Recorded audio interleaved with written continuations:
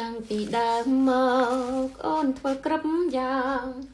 ព្រោះតែការស្រឡាញ់អាហារឆ្ងាញ់ឆ្ងាញ់របស់ល្អល្អគិតដល់បងមុនគេអ្វីដែលរូបមងថាចង់បា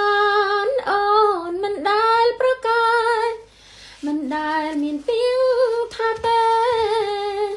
បងថាមនុស្សបងចង់ក្បែរគឺជាជីវ៉ាអង្វរម៉ែឲ្យលក់ស្រែយកធនទៅប្រន់ធ្វើជាទុនទៅរកស៊ីជាមួយថ្លៃម៉ែក៏ព្រមគាត់ធ្វើតាមសម្ដីតែអ្នកបដោផ្លាស់ថ្មីគឺប្រជារណីបំពេញសន្យាមកពីអូនមិនល្អ